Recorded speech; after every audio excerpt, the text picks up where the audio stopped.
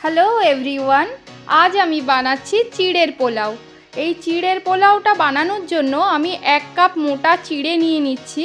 পাতলা চিড়েটা আমি নেব না, পাতলা চিড়েটা জলে পড়লেই একদম নরম হয়ে যাবে, তাই আমি মোটা চিড়েটা নিলাম। এই চিড়েটাকে ভালো করে আমি ঝেড়ে নেব যাতে ছোট অংশগুলো পড়ে যায়। দিয়ে চিড়েটাকে আমি ভালো করে ধুয়ে নেব।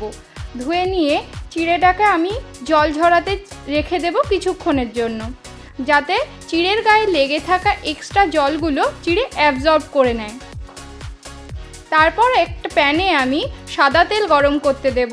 সাদা তেলের মধ্যে দিয়ে দেব কিছুটা চিনেবাদাম ও কাজু কিশমিশ, দিয়ে একটু ভেজে নেব। যখন কিশমিশগুলো একটু ফুলে উঠবে এবং কাজু আর বাদামগুলো একটু লাল হয়ে যাবে, তখন আমি কাজু কিশমিশ আর বাদামটাকে তুলে রেখে দেব।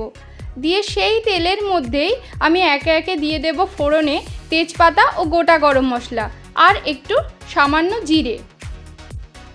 দিয়ে আগে থেকে কুচি করে রাখা আলুগুলো আমি ভাজতে দেব ওই তেলের মধ্যেই।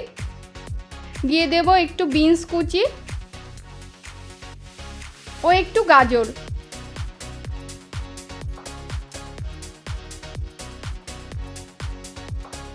দিয়ে সবজিগুলোকে একটু ভেজে নেব। সবজিগুলো যখন একটু নরম হয়ে যাবে তার মধ্যে আমি দিয়ে দেব ক্যাপসিকাম। যেহেতু ক্যাপসিকাম একটু নরম সেহেতু একটু পরেই দেব।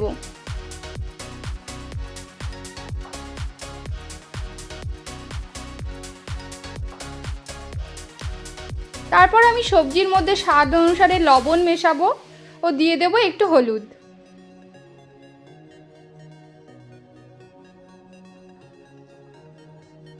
আর আগে থেকে কুচিয়ে রাখা একটা গোটা পেঁয়াজ আমি ওই সবজির মধ্যে দিয়ে দেব, আর দিয়ে দেব একটু কাঁচা লঙ্কা। দিয়ে আমি এটাকে 5 মিনিটের জন্য ঢেকে রেখে দেব যাতে সবজিটা নরম হয়ে যায়।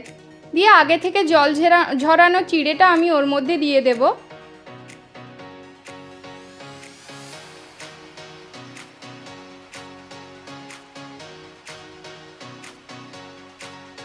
তারপর শেষে দিয়ে দেব আমি স্বাদ অনুসারে চিনি, যেহেতু পোলাও একটু মিষ্টি মিষ্টি হলেই ভালো লাগবে। এরপর আমি দেব আগে থেকে ভেজে রাখা বাদাম কাজু কিশমিশগুলো।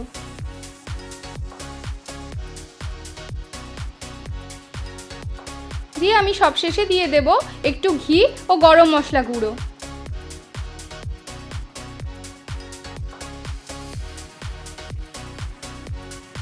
এবং ঢেকে আমি রেখে দেবো এটা 10 মিনিটের জন্য।